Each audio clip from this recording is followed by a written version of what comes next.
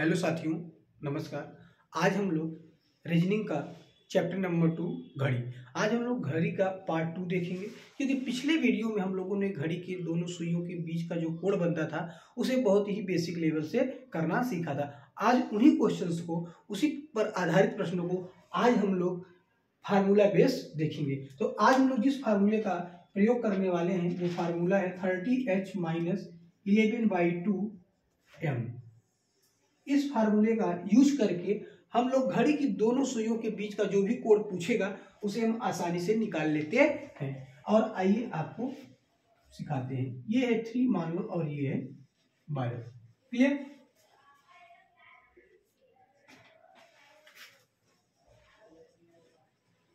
इस तरीके से जो घड़ी में पूरे 12 डायल बने होते हैं, उसके बाद जो प्रश्न आपसे पूछता है उस प्रश्न पे इस फार्मूले को हम लोग इस्तेमाल करके सारे प्रश्नों को बनाने का प्रयास। पहला क्वेश्चन, जैसे आपसे पूछिए कि 8:20 पर, क्या 8:20 पर घड़ी की दोनों सुइयों के बीच का कोण, दोनों सुइयों के बीच का कोण ज्ञात कीजिए। तो इस प्रकार के प्रश्नों को हल करने के लिए हम लोग इस फार्मूले का इस्तेमाल करेंगे। पिछले वीडियो में आपने देखा होगा कि ऐसे प्रश्नों को हम लोग बहुत बेसिक लेवल से सारे प्रश्नों को हल कर देते थे। आज हम लोग इस फार्मूले पे करेंगे। देखो 30h, यानी कि अब कह रहा है कि 8:20, तो आप क्या करिए कि वॉच में 8:20 बना दीजिए। ठीक, 8:20 बना दीजिए। क्लियर? 8:20 बना दो। अब देखो इन दोनों घड़ियों के बीच जो कोण पूछेगा यानी थीटा, ठीक है, क्या पूछेगा? थीटा। यही थीटा हमें निकालना होता है। ठीक है, तो थीटा इक्वल टू होता है 30h - 11/2m। क्लियर? अब क्या होगा? देखो 30, तो आप लिखेंगे 30 इंटू h की जगह आप 8 रखेंगे। क्यों? जितना टाइम बोलेगा, जो घंटे वाला टाइम होगा उसे h में रखेंगे, जो मिनट वाला टाइम होगा उसे m में रखेंगे। तो आ जाएगा आपके पास 30 इंटू h की जगह 8 रखोगे माइनस 11/2 इंटू m की जगह 20 यानी इस 20 को रखोगे। अब क्या करोगे? 30 और 8 का मल्टीप्लाई करोगे तो आपके पास 240 हो जाएगा, माइनस इसको 2 से काटिए, आपके पास 10 आ जाएगा, 11 में 110 बन जाएगा। क्लियर? अब ये आपके पास 110 हो गया और ये 240।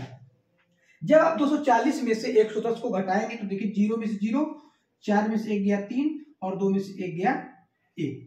आपके पास 130 अंश निकल के आ जाएगा।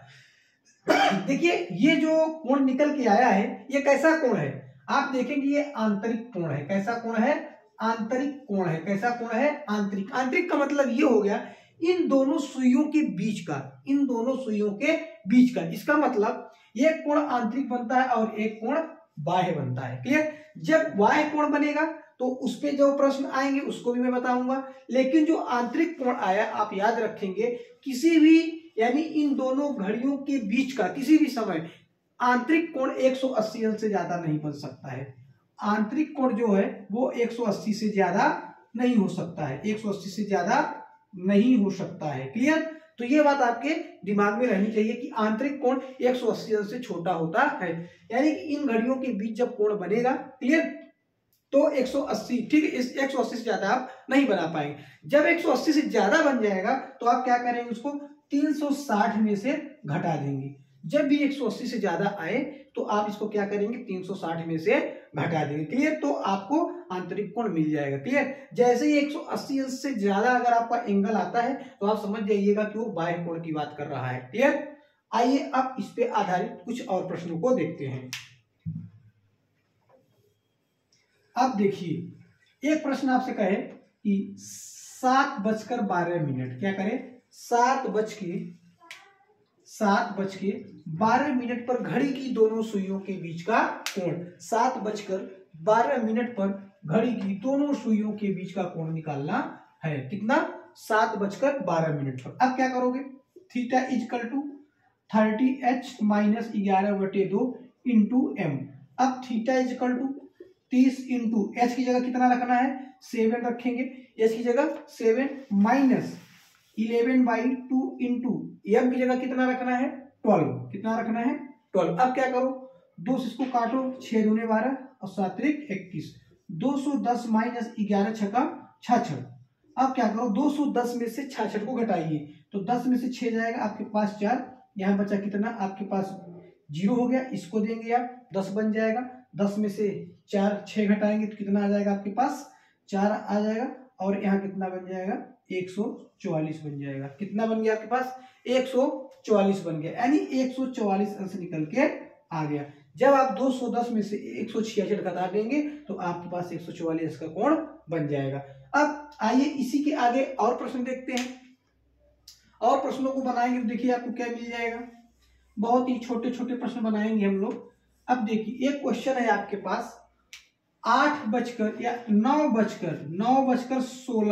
क्या 9:16 पर घड़ी की ये दोनों सुइयों के बीच का कोण निकालिए। तो प्रश्न वही है, तो आप क्या करेंगे आप थीटा इजकल टू क्या, theta equal to 30h minus 11/2 into 16, sorry ये हम रखिए पहले फार्मूला रखिए। अब क्या करेंगे आप 30 तो यहाँ रखेंगे 30 इंटू एच की जगह 9 रखेंगे माइनस 11/2 इंटू एम की जगह कितना रखना है 16 रखेंगे। देखो जब ऐसे प्रश्न आए ठीक है तो आप इस फार्मूले का इस्तेमाल करना है। अब देखो 9 त्रिक 27 270, इसको काटिए 8 11 88 माइनस 88, इसको 1 देंगे 10 में से 8 जाएगा 2, यहाँ बचा 6 16 16 में से 8 गया 8 और यहाँ बचा कितना 182। अब देखो इन दोनों सुइयों के बीच का जो कोण था कब 9:16 पे, यानी 9 अब ये देखो 16 मिनट यहाँ कहीं पड़ेगा, क्लियर। तो मान लो ये 9:16 पे ऐसे समझ लो आप, ठीक है। अब कह रहा है कि 182 अंश आ गया, कितना आ गया 182 अंश आ गया। हमने बताया था कि जो आंतरिक कोण होगा दोनों सुइयों के बीच का वो 180 से ज्यादा नहीं हो सकता है, तो ये तो 180 से ज्यादा आ गया, यानी ये तो 182 अंश आ गया। तो आपको इसका आंतरिक कोण पता करना है, तो क्या करेंगे एक चक्कर कितना होता है 360 का, तो आप क्या करेंगे 360 माइनस 182। अब घटाइए 10 में से 2 जाएगा 8 बन जाएगा, यहाँ बचा 5 1 15 15 में से 8 जाएगा 7, यहाँ कितना बचा 2 2 में से 1 जाएगा 1, कितना बन गया 78 अंश बन गया। कितना आ गया 178 अंश, यानी 9:16 पर घड़ी की दोनों सुइयों के बीच का जो कोण है वो कितना आ गया 178 अंश आ गया। तो देखो जब इस प्रकार के प्रश्न पूछे तो आपको ऐसे ही करना है। एक सवाल और देखते हैं और ये अंतिम सवाल होगा, क्योंकि आपको हमने दोनों बेस पे क्वेश्चंस बता दिए हैं। ये क्वेश्चन है 4 कितना घड़ी में दिया हुआ 4:20, कितना 4:20 पर घड़ी की दोनों सुइयों के बीच का कोण निकालिए। तो आप क्या करेंगे theta equal to 30h minus 11/2 m, तो theta equal to 30 into h की जगह कितना रखना है 4 माइनस 11/2 इंटू एम की जगह कितना रखना है 20। जब आप फार्मूले में सारी चीजों को सेट कर लें तो ये देखो मल्टीप्लाई है, तो इधर आप मल्टीप्लाई करिए 4 × 12 120 माइनस इसको डिवाइड करिए 10 11 धाम में 110।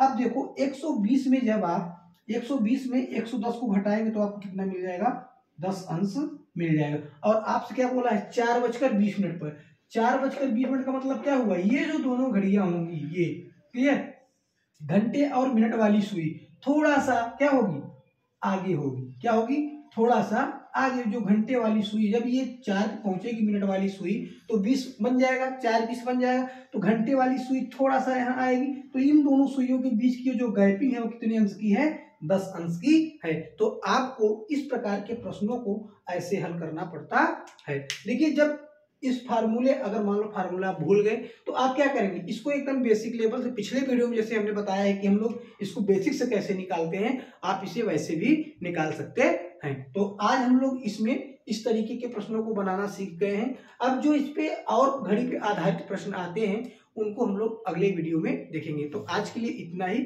थैंक यू, धन्यवाद।